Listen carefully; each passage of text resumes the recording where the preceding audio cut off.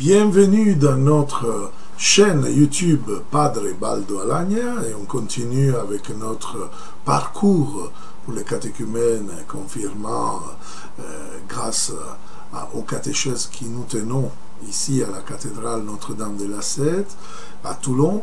Et aujourd'hui, on avance et on parle de la création et le péché des origines. On va essayer de voir le mystère du mal, sur le pourquoi, quelle est notre manière de comprendre nous-mêmes cette présence. Mais avant de continuer, on va commencer par une bonne louange avec une vidéo du groupe Glorious. Je suis dans la joie.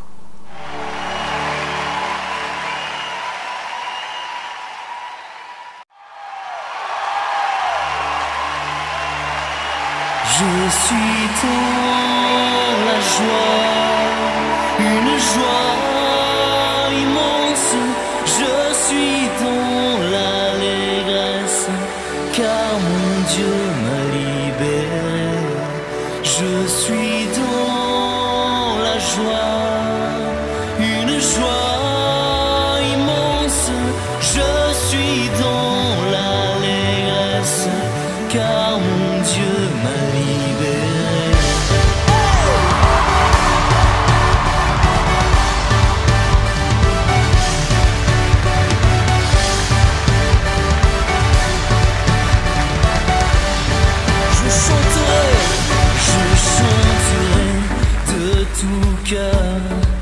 Les merveilles de Jésus mon Seigneur.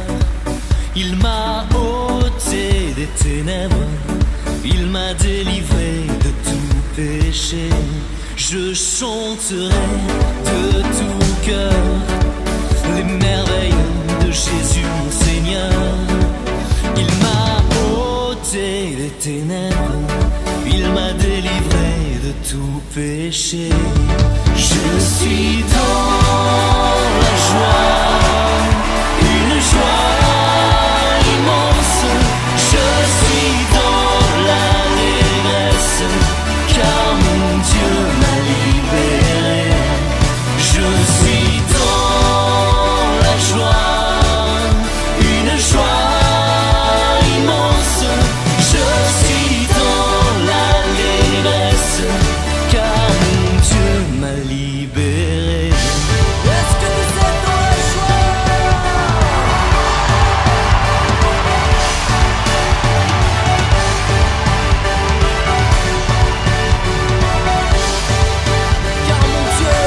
Car mon Dieu est fidèle, il ne m'abandonne jamais.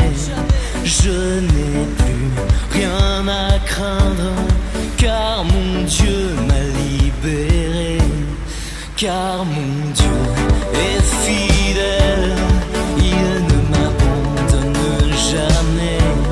Je n'ai plus rien à craindre, car mon Dieu m'a libéré. Je suis dans la joie, une joie immense. Je suis dans l'allégresse, car mon Dieu m'a libéré. Je suis dans la joie, une joie immense. Je suis dans l'allégresse, car mon Dieu m'a libéré.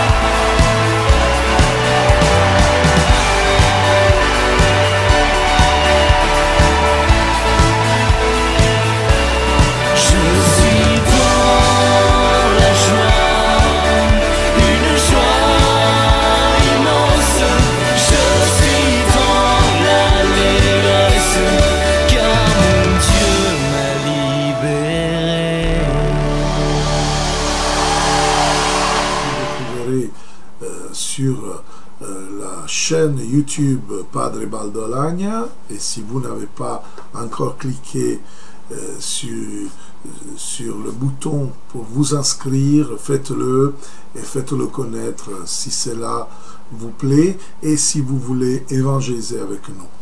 Donc, on va continuer par la Genèse, cette fois au chapitre 3, un chapitre qui ça continue un peu le récit de la création. Et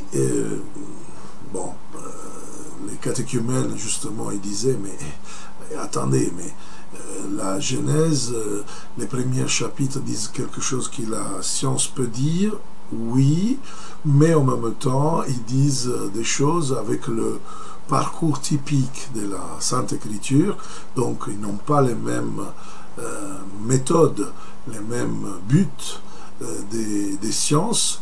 Et alors là, on se trouve devant une manière de réfléchir sur un mystère.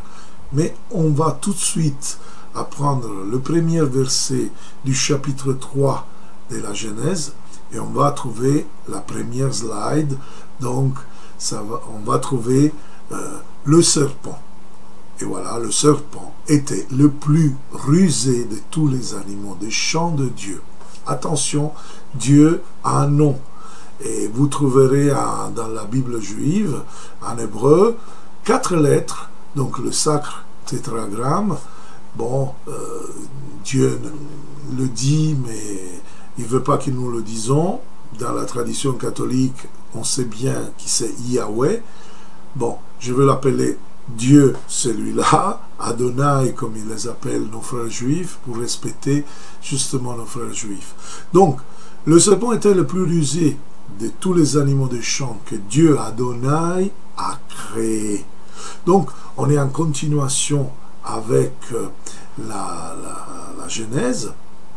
Donc, la création est établie.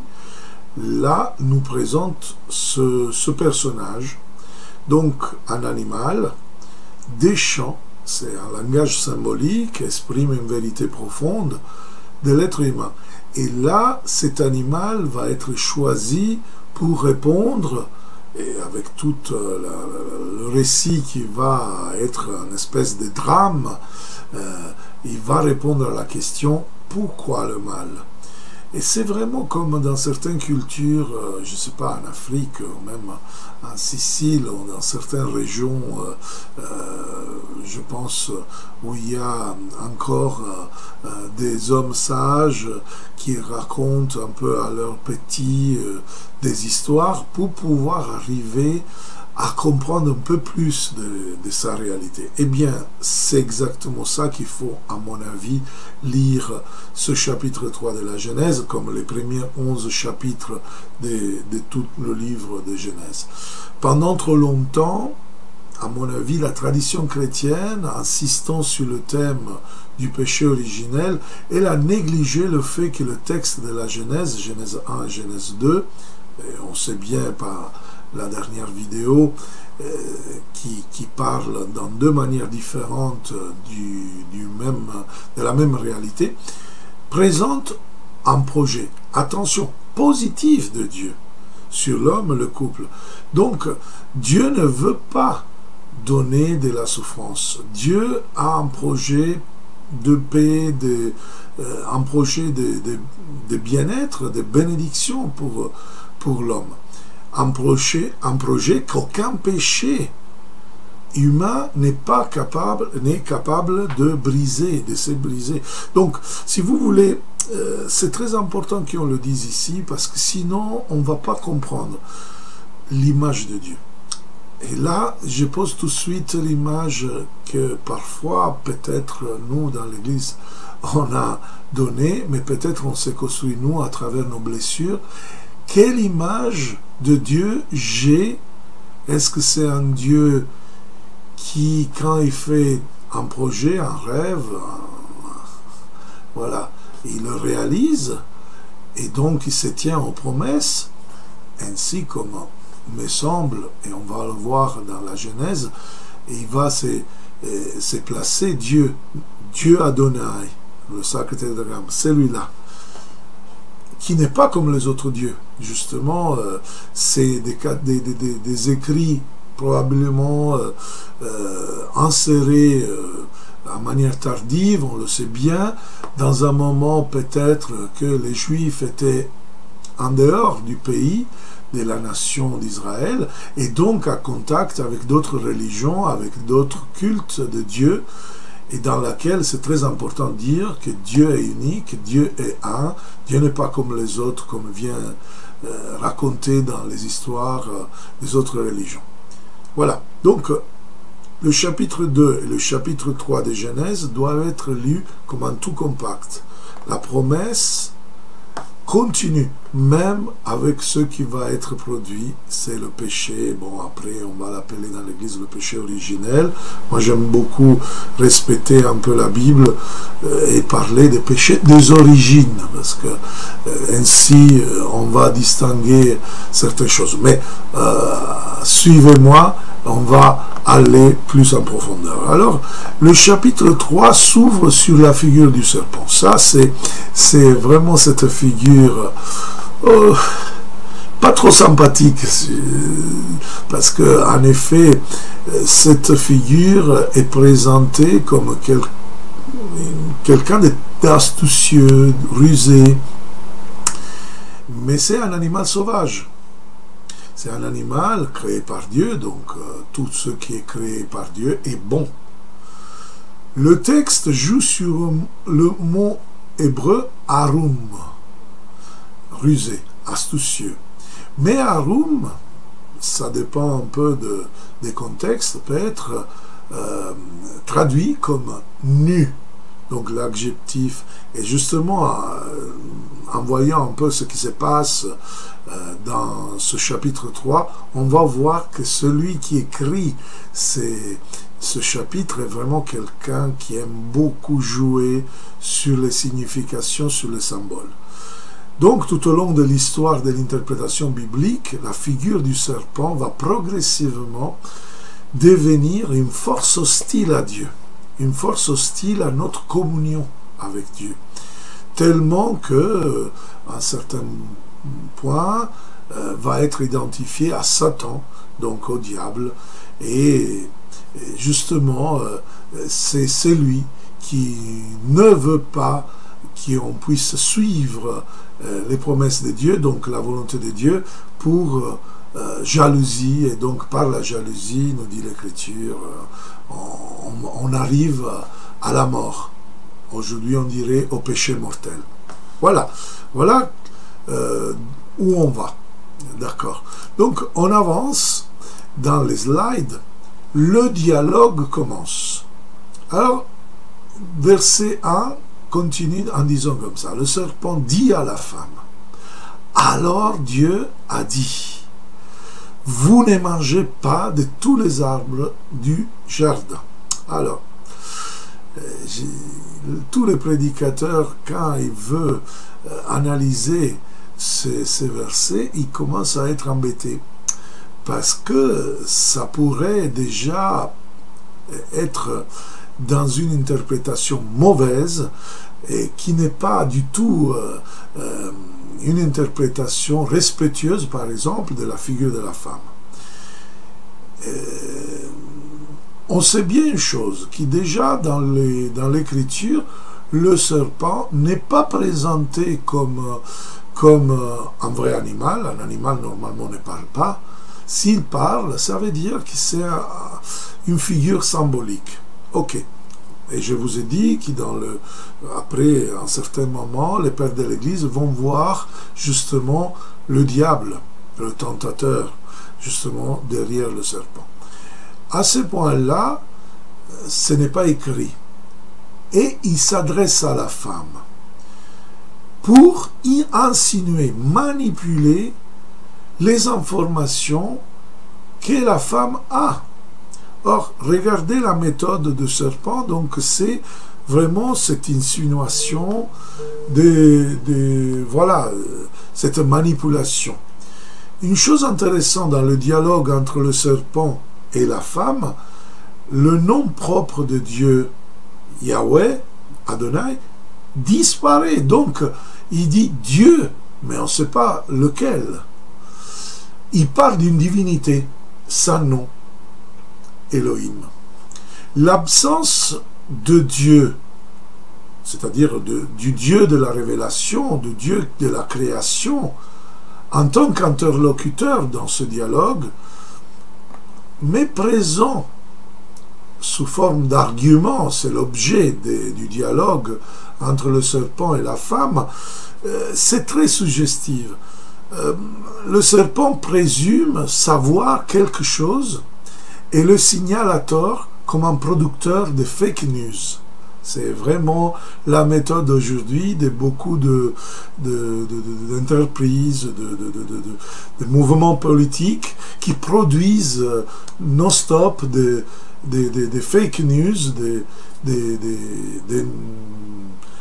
nouvelles complètement fausses pour insinuer dans la tête de celui qui va lire ou écouter les infos, justement comme quelque chose qui n'est pas vrai. Mais il va le croire comme vrai. Et donc implique dans la femme un doute, et la pousse à un raisonnement pervers. Donc c'est très intéressant ça.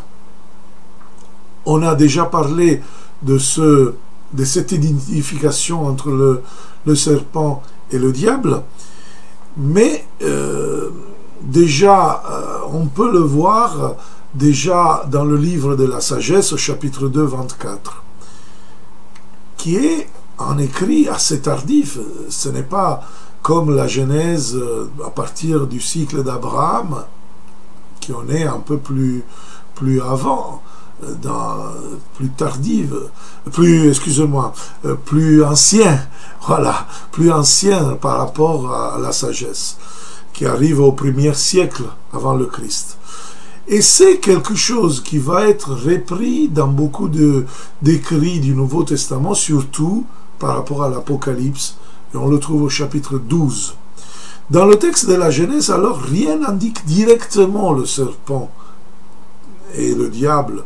C'est-à-dire, c'est vraiment quelque chose qui peut-être, nous devons dire, parce que, autant dans la culture cananéenne, le serpent est un symbole lié à un culte spécial, le culte de la fertilité, et donc à avoir beaucoup, déjà avec la femme, et après avec la magie. Donc, quelque chose qui en effet se met contre Dieu.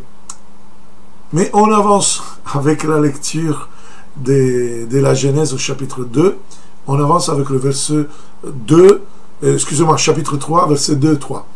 La femme répondit au serpent. Donc maintenant, la femme répond, nous pouvons manger du fruit des arbres du jardin, mais du fruit, attention bien, de l'arbre qui est au milieu du jardin, et vous voyez le mosaïque du pavement de la cathédrale d'Otranto, en Italie, il vous fait voir un peu un arbre au milieu, entre la femme et l'homme, et le serpent qui est au milieu. Dieu a dit, vous n'en mangerez pas, vous n'y toucherez pas sous peine de mort. Première chose, la femme tombe dans le piège du diable. Au moment même où elle se trompe de penser de pouvoir défendre Dieu. Attention, ça c'est vraiment quelque chose qui est une grande tentation aujourd'hui aussi, quand nous entendons quelqu'un qui parle mal du pape ou parle mal de quelqu'un, de quelque saint. On n'est pas appelé à défendre les personnes de l'Église, sinon dans la manière que l'Église nous dit de les défendre. Et donc, il y a tous ceux qui sont appelés à le faire. Elle aussi ne l'appelle plus par son nom, Dieu Yahweh, Dieu Adonai. Se permet simplement de modifier les mots que Dieu avait dit pour le défendre. Et donc dit un mensonge. En fait, nous découvrons qu'il n'est pas du tout vrai que Dieu interdit l'arbre qui se trouve au milieu du jardin. Donc à la lumière du chapitre 2, versets 8 et 9, cet arbre au milieu du jardin, en fait, c'est l'arbre de vie, et l'homme peut manger cet arbre. La femme confond cet arbre avec un autre. L'arbre au milieu du jardin, l'arbre de la vie, et l'arbre de la connaissance du bien et du mal.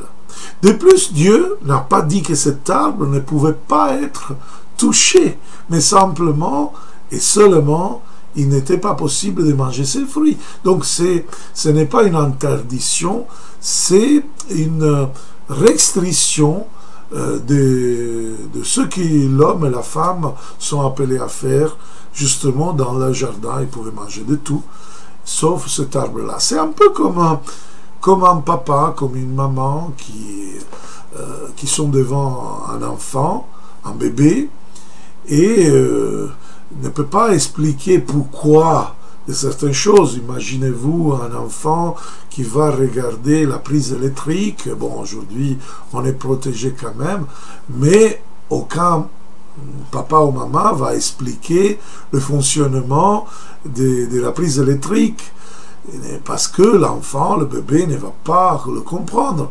Donc il y a certaines choses qu'un bébé ne peut pas porter. Or, on est comme devant, et là on voit toute la sagesse de ce récit. Semble que Dieu ne veut pas charger cet homme, cette femme, de quelque chose qu'eux ne peuvent pas porter. Donc vous voyez, la femme est tombée dans ce piège, le piège du serpent, et elle commence à voir Dieu comme un obstacle à sa liberté. Donc, interprète la restriction de Dieu comme une interdiction. Voilà. On avance dans les slides et on lit justement cette question. Donc, quel est l'arbre? On avance avec le verset 4. Le serpent répliqua à la femme: pas du tout. Vous ne mourrez pas. Mais Dieu sait que le jour où vous en mangerez, vos yeux s'ouvriront et vous serez comme de Dieu, et qui connaissent le bien et le mal. Là, le serpent commence son détournement de la vérité en manière flagrante. Donc, j'ai mis dans les slides un détail de Masolino de Panicale.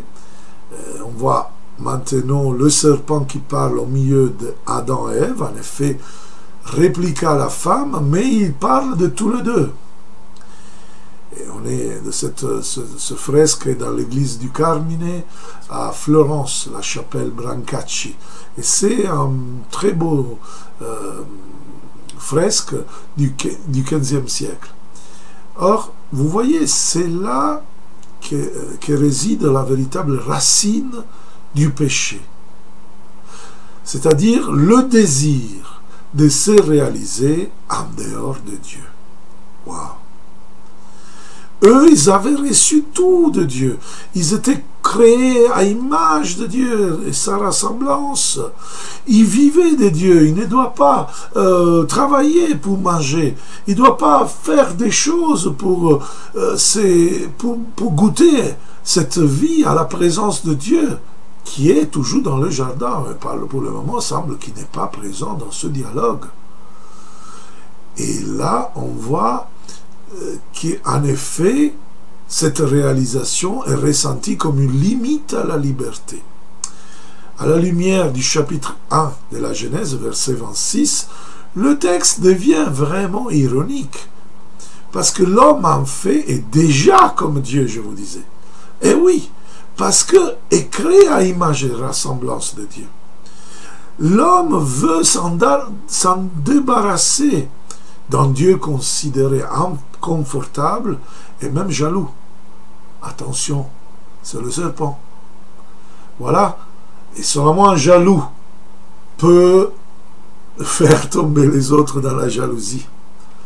Voilà la tentation. Le serpent revient à la charge. Ça ne suffit pas que déjà la femme est tombée dans le mensonge et déjà met en doute la parole de Dieu, la promesse de Dieu, mais il dit, en effet, avec cette phrase assez forte, Dieu ment. La parole de Dieu est un mensonge. Vous ne mourrez pas du tout. Excusez-moi si je charge un peu, je caricature un peu, mais c'est vraiment pour comprendre le grand drame et la grande manipulation. Vous voyez, Dieu est parfaite communication, synchronique, disons les experts de communication. Donc, on est entre adultes, on communique et on parle comme des personnes qui s'aiment bien.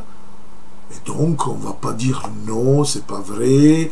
On ne va pas démarrer un conflit, quoi, pour dire ce qui est vrai, ce qui n'est pas vrai.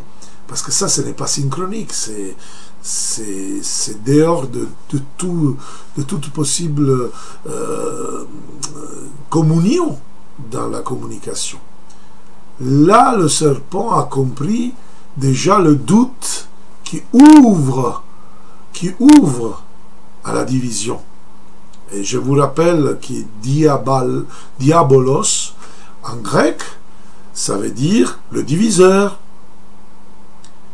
Symbolum, qui après ça va donner au latin la possibilité de le transformer en mysterion ou même sacramentum, c'est mettre ensemble. Dans l'évangile, on dira, la Vierge Marie mettait toutes ces paroles dans son cœur, c'est-à-dire symbalousa, c'est le grec, et il dit mettez ensemble, c'est-à-dire autant il n'y avait pas la méditation comme après on va voir dans l'église, et alors la Vierge Marie il confronte les paroles par rapport à Jésus. Et donc, il va contempler la beauté de l'incarnation. Voilà. Là, Ève est en train de diviser la parole de Dieu. En mettant à côté de la parole de Dieu le doute et le mensonge. Et le serpent met à même le plus grand désir d'apparaître pour l'homme, c'est-à-dire la vie pour toujours. Mais attendez, c'est pas seulement un mensonge, c'est quelque chose d'épouvantable, parce que eux, ils vivent pour toujours, ils sont dans l'Éden, ils sont dans le jardin, tu ne mourras pas du tout. Mais attendez, mais c'était pas dit qu'il doit mourir. Dieu ne l'a pas dit. Et en plus, un autre élément, il y a 4 éléments. Première, donc, la vie pour toujours. Deuxième, c'est mettre à la place de Dieu, tu seras comme Dieu. Mais attends, ils étaient au milieu de Dieu, c'était l'enfant de Dieu, au milieu du jardin, avec Dieu, comme un papa, comme une maman. Bien. 3, sachant tout. C'est-à-dire, vos yeux s'ouvriront. Et les yeux vont s'ouvrir sur la vision de la réalité, donc, le savoir, la sagesse humaine détachée de Dieu. Voilà un autre terrible doute que le serpent veut mettre. Le 4e, en décidant par soi-même du propre bonheur, vous connaîtrez le bien et le mal. Et est-ce qu'ils peuvent porter ce poids? Et là, on voit vraiment le drame dans lequel Adam et Ève rentrent justement grâce à cette parole du diable.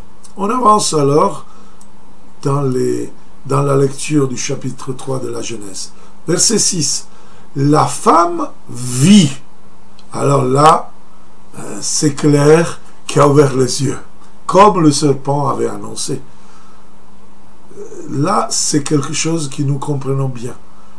Après, plus en avant, dans l'histoire biblique, Un auteur prophétique dira en Isaïe, la parole de Dieu. Ma parole ne sort pas de ma bouche, dit Dieu, et ne revient pas à moi sans porter du fruit. Et cela est vrai aussi pour la mauvaise parole. La parole crée toujours. Si c'est une parole de Dieu, crée bénédiction, crée justement quelque chose de bien. Si c'est une parole mauvaise, détruit et il donne le mal, il donne la mort.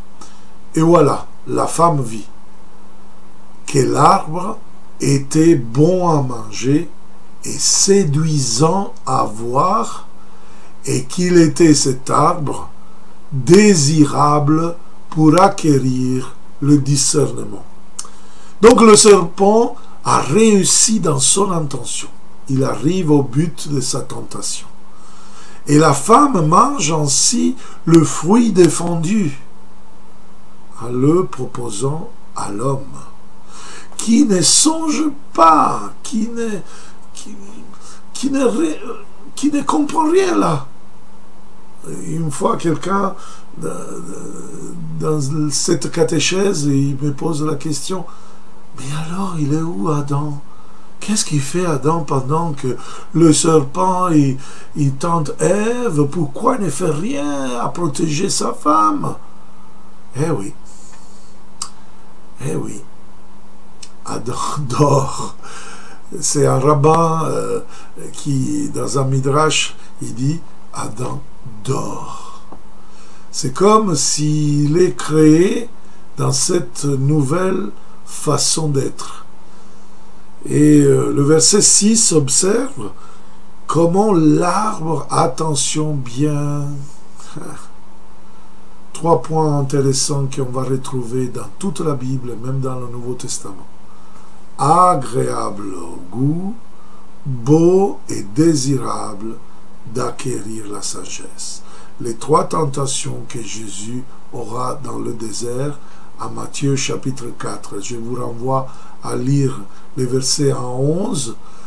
Normalement, dans un cycle, vous savez qu'on a dans le lectionnaire de l'Église des lectures ABC dans un an, dans le premier cycle, au début du carême, on va lire les tentations dans le désert de Jésus, où le diable pose ces 3 tentations. Et on les retrouvera justement mentionnées dans la première lettre de Jean, chapitre 2, verset 16. Tout ce qu'il y a dans le monde, la convoitise de la chair, la convoitise des yeux et l'arrogance de la richesse. C'est très intéressant parce que là on voit vraiment bon à manger, séduisant à voir, désirable. Donc voilà, c'est très intéressant. Si on met ce verset 6 dans tout le chemin du combat spirituel, ainsi comme toute la Bible nous le présente, on va voir tout cela ne vient pas, comme dit la première lettre de Jean, tout cela ne vient pas du Père, ne vient pas de Dieu Yahvé, mais du monde. Alors là, Jean utilise ce verset parce qu'en étant juif, il ne parle pas des diables. Il parle justement de ce qui est l'inclinaison au péché, c'est-à-dire cette attraction qu'on a justement à partir du péché originel. Ça, c'est la théologie qui a déterminé ça comme conséquence du péché originel, tellement que le baptême, il va nous enlever la tâche, et donc on va devenir enfant de Dieu, mais la propension au péché, cette attraction, ne va pas rester. C'est-à-dire, ça reste, excusez-moi, ça reste, j'étais distrait par l'ordinateur qui m'a changé la slide. Donc, c'est très intéressant. On rentre dans le péché des origines. Verset 6, alors on voit bien encore 3 points. La conséquence des tentations. Elle prit son fruit et en mangea. Elle en donna aussi à son mari, qui était avec elle. Attention, il ne dormait pas, selon ce qu'il dit, était avec elle, et il mangea. je dirais aussi. Donc, arrêtons certaines interprétations de dire c'est la faute à Ève, c'est la faute à la femme, parce que là, tous les deux sont complices. Donc, l'homme semble absent, mais on découvre qui est présent, qui écoute, donc il est complice. Une fois le geste terminé, il découvre la disproportion entre la promesse de Dieu et ce qui est obtenu. Ils vont connaître le bien et le mal, comme bébé, comme quelqu'un qui est au début. Donc écoutez le serpent et le doute qui a insinué dans leurs pensées, les met justement dans une prétention d'être sage sans Dieu, c'est-à-dire de manière autonome. Donc, derrière ce péché, il y a une promesse disproportionnée. L'homme, avec son péché originel, racine et source de tout autre péché, veut décider ce qui est bien et ce qui est mal, et il veut devenir l'arbitre de la moralité, de la norme morale, ce qui est bien, ce qui n'est pas bien, en rejetant le plan divin comme conséquence.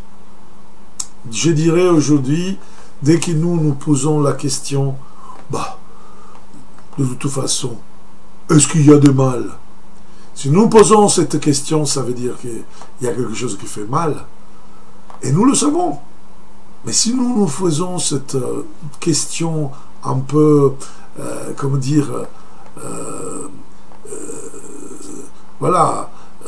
en manière comme ça, pour nous justifier, pour peut-être dire, c'est pas vrai, on sort du tabou, est-ce qu'il y a du mal? Mais non, on va le faire. Et là, vous pouvez voir que si nous, on se pose cette question, c'est parce qu'en effet, on est déjà sage sans Dieu. La question juste serait bien, est-ce que Dieu nous dit que c'est du mal? Ça, c'est très bien. Parce que l'autonomie par rapport à Dieu, ça produit justement quelque chose d'épouvantable. On va le découvrir en continuant notre lecture de Genèse 3, verset 7. Alors les yeux à tous deux s'ouvrirent et ils connurent qu'il était nu. Voilà, Arum. Donc, première utilisation, c'était rusé, et c'était le serpent qui était rusé, c'est-à-dire nu. L'auteur joue sur ce mot, et qu'est-ce qu'il produit? Le même effet, le même adjectif s'est produit. Ils sont rusés, c'est-à-dire nus. Et ils cousirent des feuilles de figuier et se firent des pagnes. La première conséquence du péché est la découverte de sa propre nudité.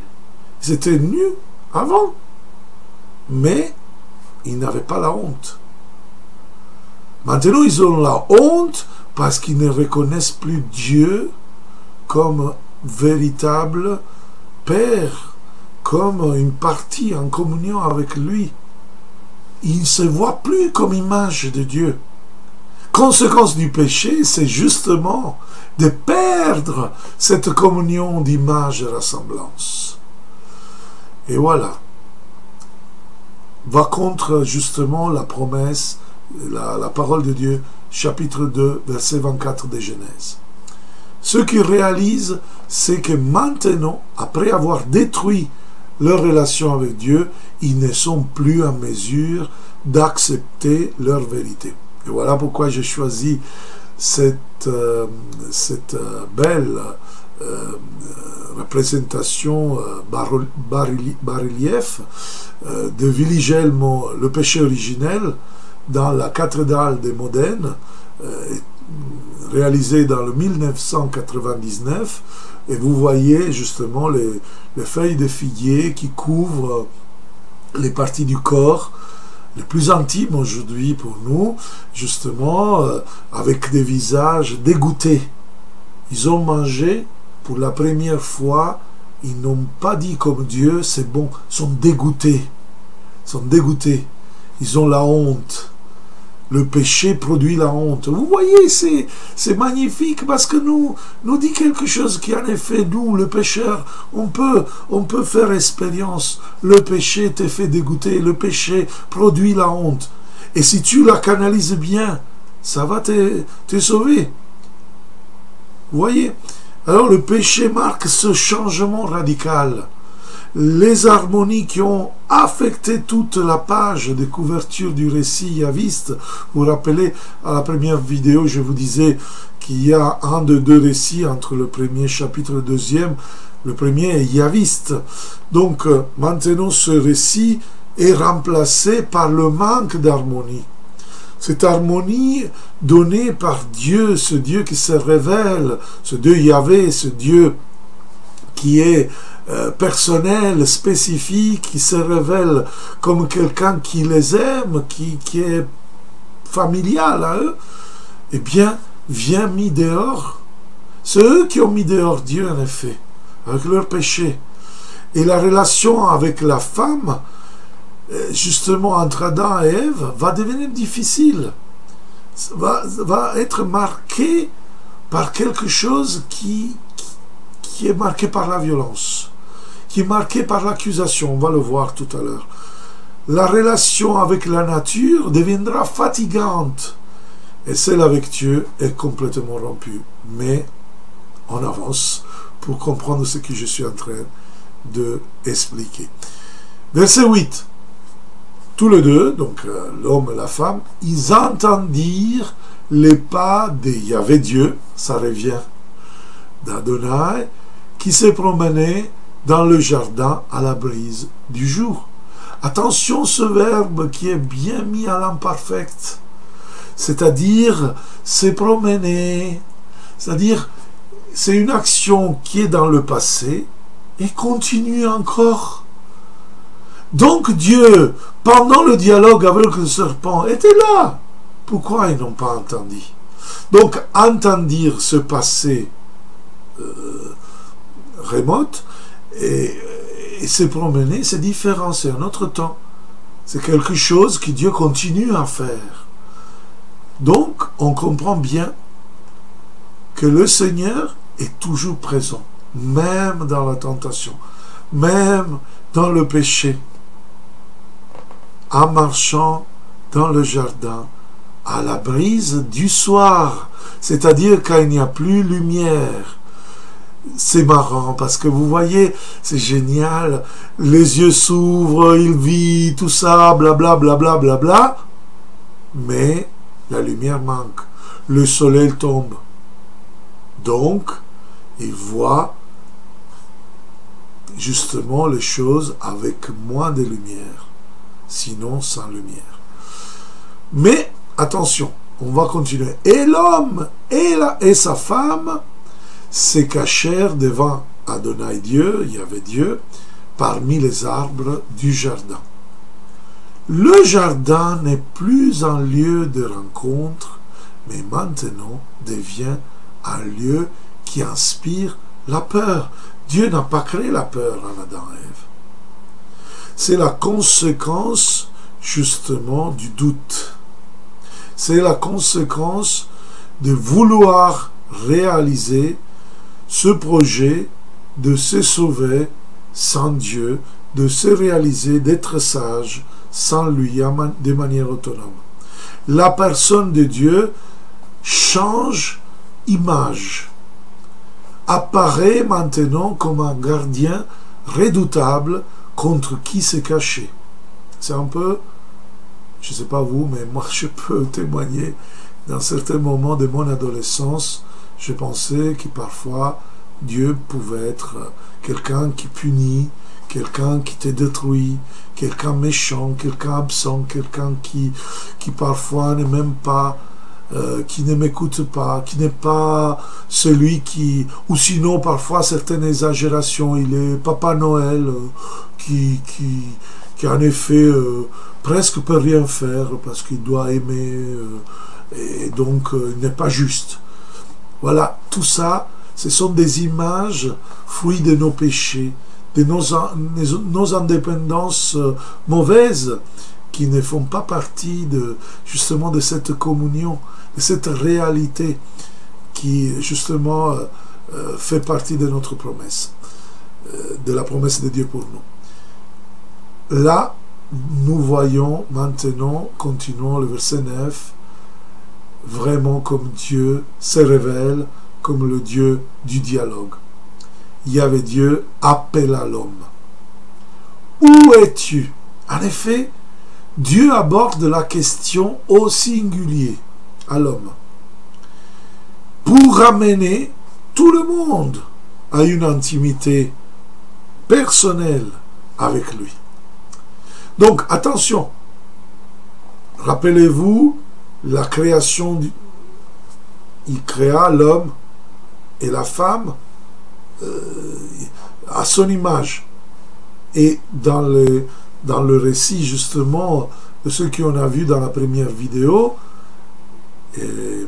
homme et femme les créa. Ça fait partie de la même humanité, les deux aspects de l'humanité. Bien. Or, l'homme et la femme ont désobéi et ont rompu leur relation avec lui. Alors Dieu essaye de laisser tous les deux, c'est-à-dire il se tourne vers l'humanité, donc au singulier, vers l'homme dans le sens de l'humanité, pour pouvoir lancer une perche, lancer une possible reconnaissance, cherche une solution à partir d'une question. C'est un bon coach. À partir d'une prise de conscience. Donc, ce n'est pas une question rhétorique. Dieu, il connaît bien où est l'homme. Dieu, il connaît tout. C'est tout de ce qu'il y a dans le jardin. Et même si l'homme et la femme, ils se cachent, ils savent bien où ils sont. Donc, cette question veut vraiment donner la possibilité d'une réponse. Il n'est pas comme Papa Noël, le Père Noël, il se réfère à la sensibilité et il donne la possibilité de prendre sa responsabilité. La question, c'est là, la question veut vraiment signifier comme cela. Où es-tu arrivé? Que voudrais-tu faire maintenant? Dieu offre la possibilité de se reconnaître coupable. Parce que quand on s'est trompé avec quelqu'un, pour résoudre la communion, l'alliance, il faut bien sûr chercher au minimum de retourner, de reconnaître ses fautes par rapport à l'alliance qui s'était faite. Donc, il demande où es-tu pour que l'homme puisse dire oui, oui, je me suis trompé, je confesse ma peur. Donc, vous voyez, nous sommes confrontés à une question qui remet l'homme dans son premier appel. Adam, où es-tu? Après le péché de l'homme, après avoir mangé de cet arbre de la connaissance du bien et du mal, peut-être l'homme ne sait plus où il est. Combien d'entre nous, dans notre cheminement, on a expérimenté la conséquence du péché, et la conséquence du péché nous amène jusqu'à dire que Dieu n'existe pas, qu'on n'a pas besoin de Dieu, qu'on n'a pas besoin de l'Église, de frères et sœurs. Mais là, dans ce verset 9 du chapitre 3 de Genèse, nous voyons vraiment que Dieu apparaît à nouveau comme le Dieu du dialogue et de la parole d'alliance proposée. Le Dieu qui marche dans le jardin, voisin à nous, il s'est fait prochain, il rentre dans une proximité, il redémarre une certaine rencontre avec l'homme. On avance. Verset 10. J'ai entendu ton pas dans le jardin, répondit l'homme. Je n'ai eu peur parce que je suis nu et je me suis caché. Waouh! L'histoire devient un processus. Dieu n'a pas accusé l'homme. Dieu n'a pas accusé l'homme. Dieu a posé la question. Pas comme un juge. Mais Adam répond vraiment comme quelqu'un qui se défend dans l'interrogatoire. Et ils essayent justement de donner une justification, mais c'est une fausse défense. Avant le péché, la nudité était vécue sereinement dans la paix, parce que l'homme et la femme ont accepté d'être des créatures devant le Créateur, et des créatures à image de Dieu, donc des créatures à image du Créateur. Après leur tentative de devenir comme Dieu, la nudité est aperçue comme un déshonneur et doit être cachée. Je suis nu et je me suis caché. Dès la chute des origines, l'homme doit être appelé par Dieu à une nouvelle rencontre, à pouvoir être réconcilié par Dieu. Il a besoin de lui-même, de Dieu, pour le sortir de cette obscurité du soir dans laquelle il se jette souvent, naïvement, à cause de ses doutes, à cause de tout ce qui se passe en conséquence du péché. Et là, c'est terrible. Le procès continue mal. Semble presque que c'est la faute de Dieu. Il reprit, donc versets 11 et 12, il reprit, et qui t'a appris que tu étais nu? Donc, Adam se défend d'une accusation que Dieu n'avait pas faite. Première. Deuxième, Dieu dit, comment ça se fait que tu sais que tu es nu? C'est-à-dire, il donne la possibilité de réfléchir à l'homme. C'est la conséquence du fruit de l'arbre de la connaissance du bien et du mal, peut-être, qui a produit ça. Continuons. Tu as donc mangé de l'arbre dont je t'avais défendu de manger? L'homme répondit, c'est la femme. Ah oui, bravo. C'est la femme que tu as mise auprès de moi, qui m'a donné de l'arbre et j'ai mangé. Dieu continue sa miséricorde avec ce questionnement, c'est merveilleux. Qu'as-tu fait de ma promesse? Mais l'homme ne la recueille pas. C'est une invitation supplémentaire. Et lui, il répond en attaquant encore. C'est un contre-attaque. C'est la femme. Vous voyez? C'est un accusateur. Vous voyez pourquoi on voit le diable dans le serpent? Parce que justement, on arrive à devenir comme lui, accusateur. On décharge sa responsabilité sur quelqu'un. Et vous voyez maintenant tous les deux ils vont faire pareil. C'est la femme. C'est la faute à elle. Que tu as mise auprès de moi, tu as mise. Donc, c'est bien construit. J'accuse la femme, mais en effet, c'est toi qui me l'as mise. Donc, est-ce que c'est la faute à Dieu, hein? Toi, tu as fait un peu mal, hein, cette histoire du paradis, du jardin. En plus, la femme, c'est elle qui est tombée, quoi.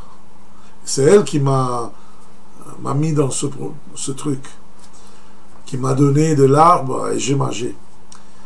Et vous voyez bien que c'est là qui réside la gravité du péché de l'homme. Le refus de reconnaître sa culpabilité, d'assumer ses responsabilités. C'est là la racine de l'orgueil. C'est pour cela que c'est pas plus grave la femme que de l'homme, c'est l'homme qui est plus grave. Parce que là, il est en train de pas se défendre la femme, déjà devant le serpent, et en plus, il va l'accuser sans reconnaître sa responsabilité aussi. Donc, Dieu ne voulait pas une accusation, et Dieu voulait savoir où il était lui. C'est-à-dire sa responsabilité à lui. C'est merveilleux. Alors on continue, verset 13. Il y avait Dieu dit à la femme, qu'as-tu fait là? Donc Dieu va continuer, peut-être la femme va arrêter cette histoire-là et va rentrer dans sa responsabilité. Et la femme répondit, c'est le serpent qui m'a séduite et j'ai mangé. Bravo, aussi toi. La femme décharge sa responsabilité sur le serpent, mais ce dernier n'est pas interrogé par Dieu. La responsabilité incombe à l'homme et à la femme. Encore une fois, Dieu se concentre sur leur responsabilité, sur leur liberté humaine, en offrant encore une chance, mais malheureusement n'est pas correspondu. Du côté du couple humain, nous assistons à une tentative curieuse d'échapper à sa propre responsabilité. Peut-être vous qui me regardez actuellement, que vous m'écoutez, vous voyez un peu des exemples de quelque chose que vous vivez dans votre couple, dans votre mariage. Et voilà, souvent, on n'aime pas sauver notre relation à partir de l'amour de Dieu, de la promesse que Dieu nous a fait d'être à son image, donc à l'image d'un Dieu qui aime, mais à l'image peut-être de l'accusateur qui commence à dire des mensonges et à ne pas reconnaître sa responsabilité.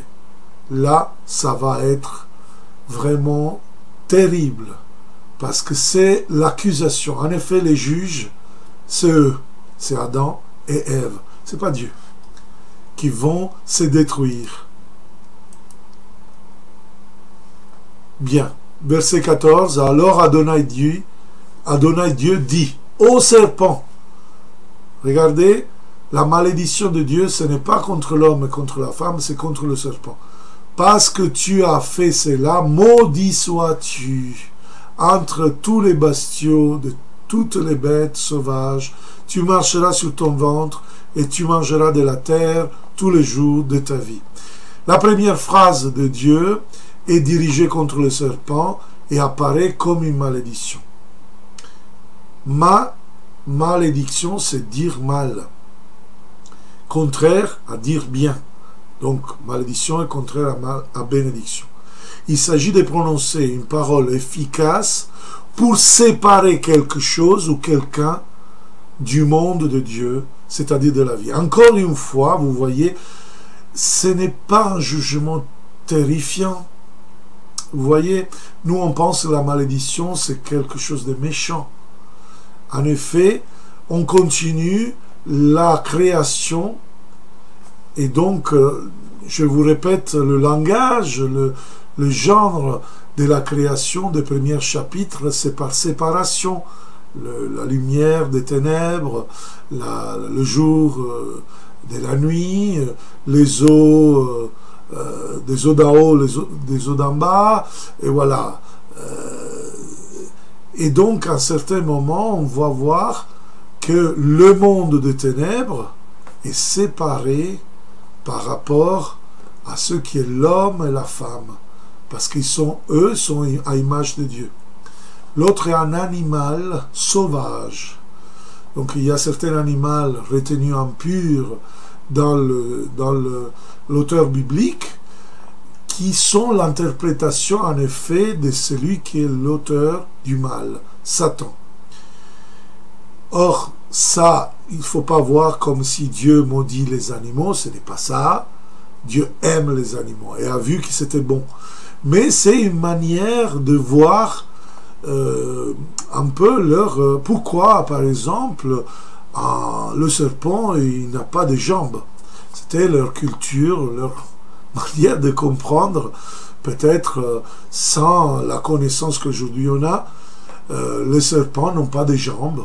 Et alors, voilà, sont en train de marcher sur le ventre, en mangeant la terre, voilà, quelque chose de mauvais, et jouer un peu symboliquement, justement, pour nous donner cet appel spirituel à changer route, donc pas suivre l'animal qui est indépendant, mais réaliser le projet de Dieu dans la communion, dans l'image et la ressemblance de Dieu.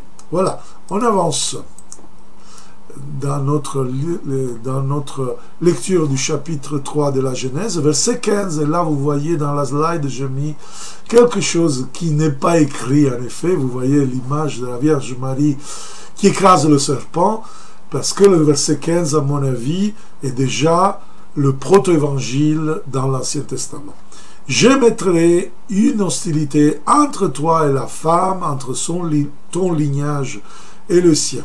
Il t'écrasera la tête, tu le tendras au talon. » Voilà. À côté de cette image, nous comprenons bien que c'est déjà une annonce. C'est pour cela que le texte hébreu, il annonce que l'humanité, la lignée de la femme, se battra toujours avec le serpent.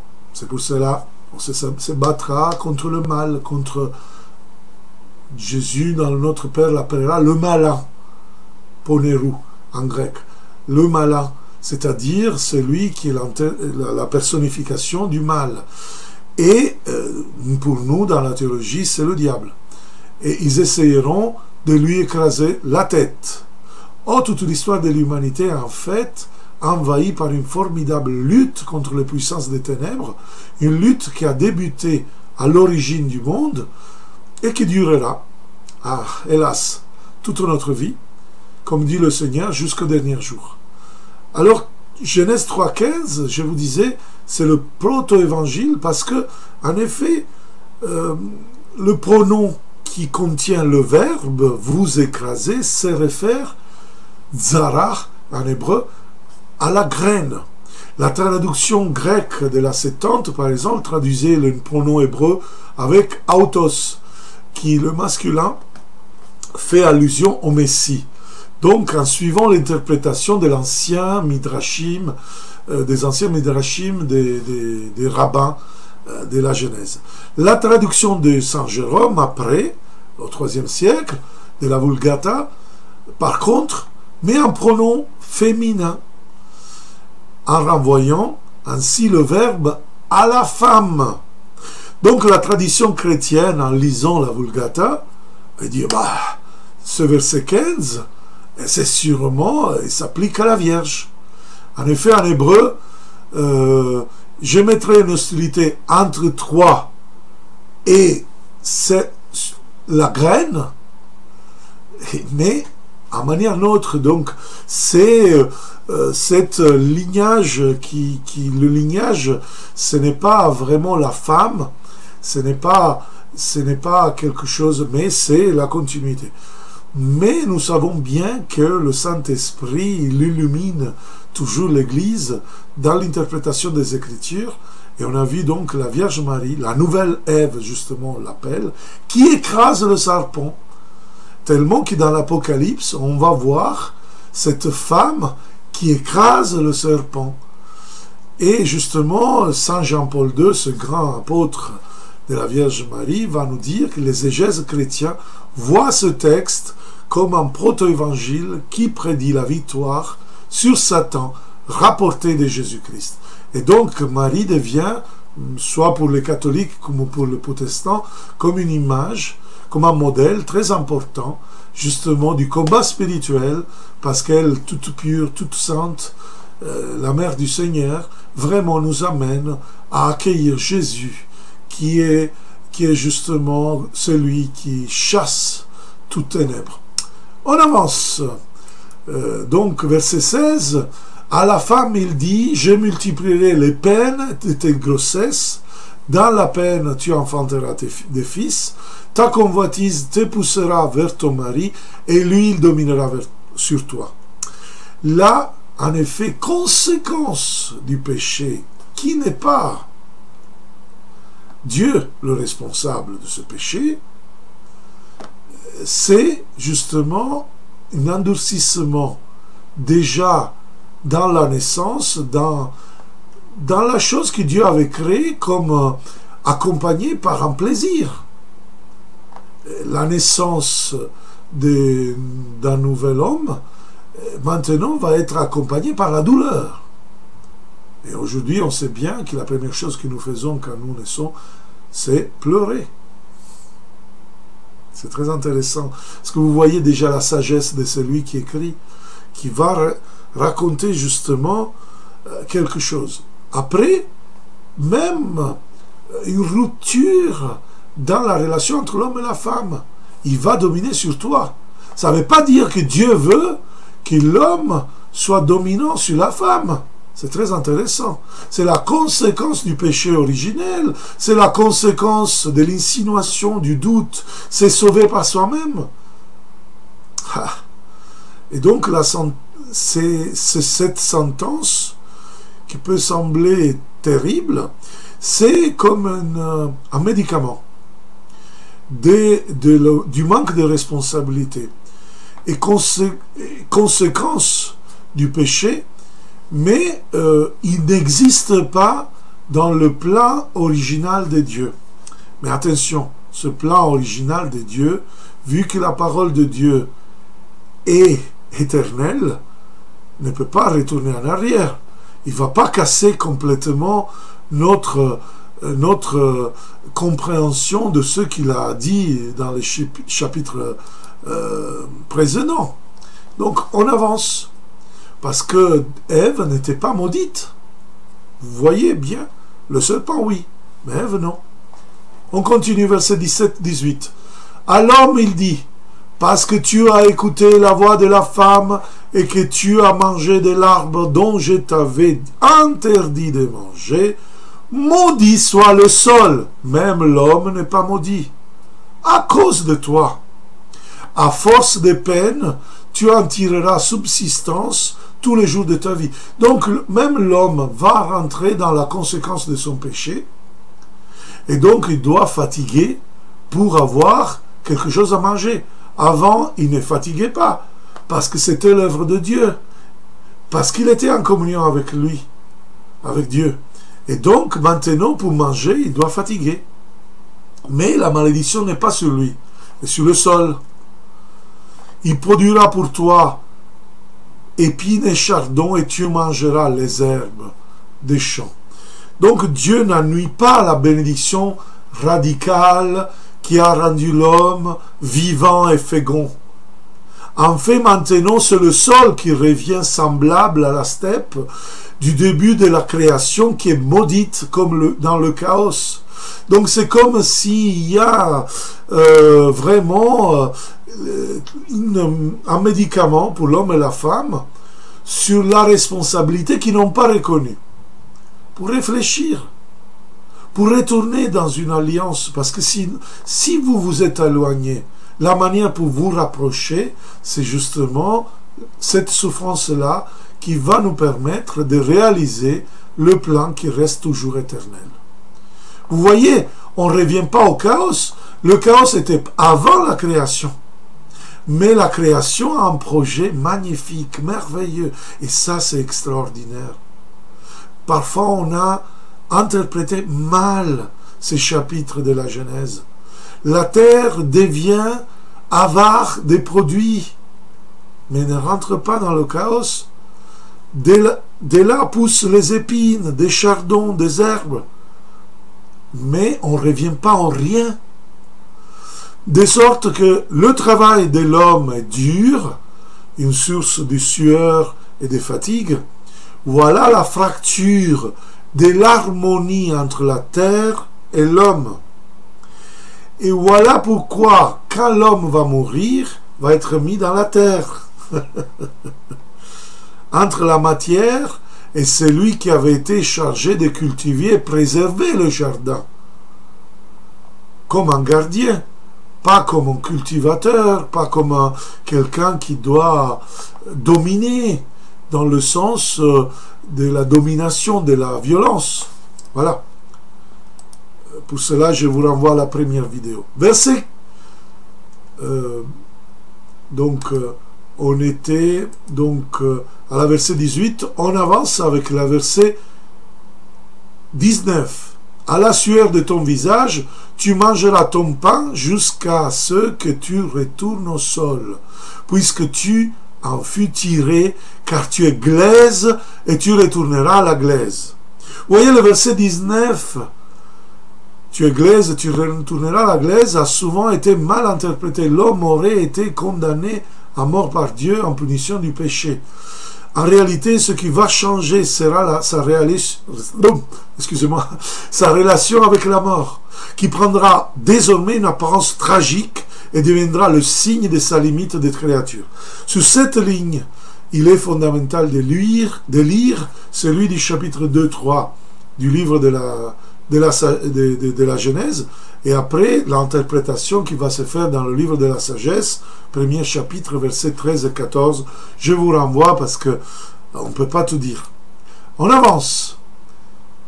Donc, vous voyez, là, verset 21, l'homme appela sa femme Ève, finalement ce nom, parce qu'elle fut la mère de tous les vivants.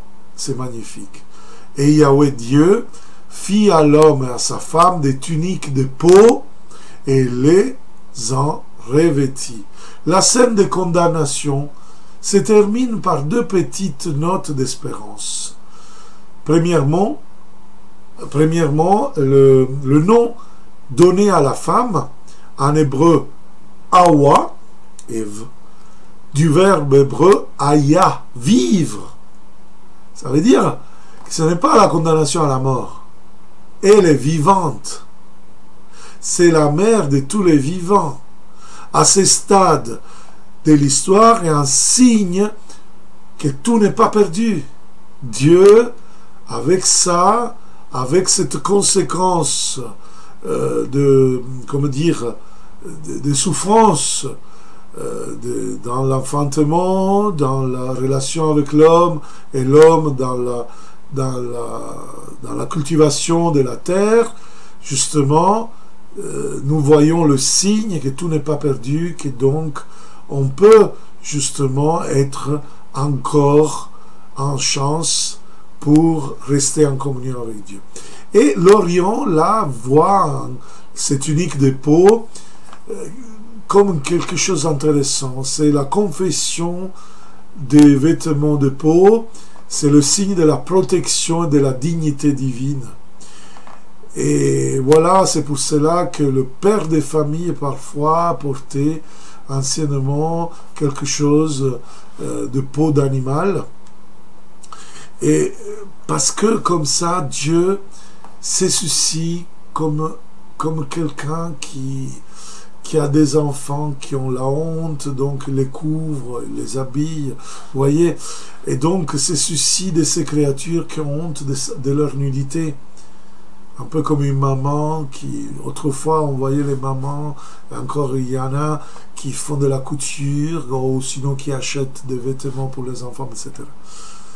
Donc, Dieu reste dans une certaine familiarité avec ses enfants, avec ses créatures, et donne une défense, un signe de dignité.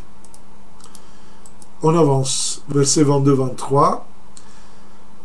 Puis Yahweh Dieu dit, voilà que l'homme est devenu comme l'un de nous, pour connaître le bien et le mal, qui n'entend pas maintenant la main, qui n'étende pas maintenant la main, n'écueille aussi de l'arbre de vie, n'en mange et ne vive pour toujours. Et Yahweh Dieu le renvoya du jardin d'Éden pour cultiver le sol d'où il avait été tiré.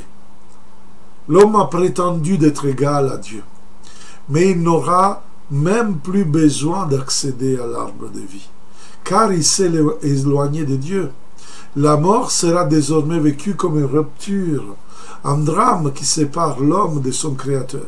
Avec le péché, l'homme, au mieux, l'histoire commence en réalité, ne finit pas. Le Seigneur veut continuer dans cette relation, mais en donnant ce médicament qui va résoudre et réaliser la promesse d'une manière certainement nouvelle, parce que produit de la liberté de l'homme. Verset 24, il bannit l'homme et posta devant le jardin d'Éden les chérubins et la flamme du glaive fulgurant pour garder le chemin de l'arbre de vie. Donc, l'intimité divine était rompue par le péché, brisée. Dieu maintenant est un étranger, isolé à cause du péché, dans le jardin.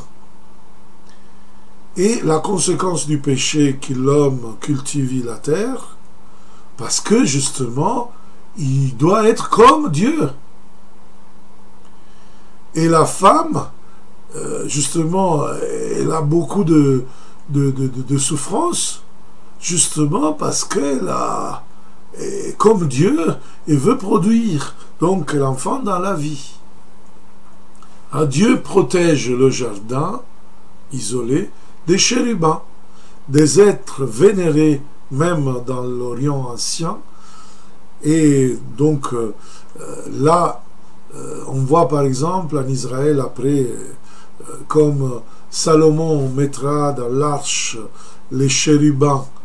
Et justement, il y a un commandement de Dieu à Moïse, où il dit, tu ne te feras pas image de ce qu'il y a dans la terre et dans le ciel, mais au temple, il y a quand même 2 figures d'anges avec les ailes et tout ça.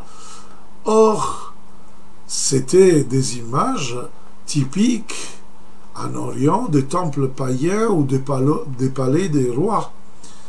Les Juifs, et on le voit en Ézéchiel 1:10 par exemple, ou en Exode, dans le livre d'Exode, chapitre 37, versets 7 et 9, s'emparent de l'image pour exprimer leur foi et les mystères, les mystères des révélations de Dieu, tellement que quand il y a un ange, on sait bien que c'est Dieu qui parle.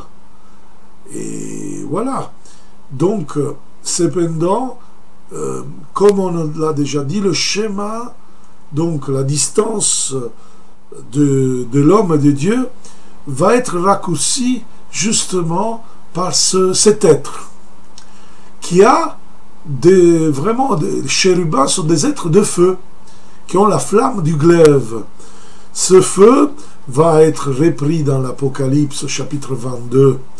Si vous voulez, voyez le verset 2 ou le 14 ou le 19. Vous le voyez aussi dans la présence, justement, dans beaucoup de textes, comme le prophète Daniel. Vous le voyez, bon, par rapport à la colonne de feu dans l'Exode. Vous le voyez même dans les langues de feu dans la Pentecôte. Voilà, Dieu redonne justement sa présence en attendant que puisse réaliser cette promesse originelle dans ce qui va être appelé par l'Apocalypse la Jérusalem céleste. Donc le jardin d'Éden n'est pas perdu. Il attend. Donc il est déjà, mais pas encore révélé, à cause du péché des origines, nous donne la possibilité de rentrer dans la communion qui va se réaliser en manière complète et éternelle. Vous voyez? Donc là, on termine notre enseignement. Je vous propose, donc, si vous ne l'avez pas fait, de cliquer sur inscris-toi et même de mettre justement votre clic sur la cloche pour recevoir les notifications quand on met de nouveaux vidéos, nouveaux catéchèses, nouveaux vidéos de louanges, d'autres choses. Je vous en prie, utilisez ce vidéo pour vos paroisses, vos groupes, évangélisons ensemble. Je donne la permission à tous ceux qui veulent de le partager dans les réseaux sociaux. Voilà, avec cela, je m'arrête et je vous donne rendez-vous à la prochaine. Que Dieu vous bénisse. Au revoir.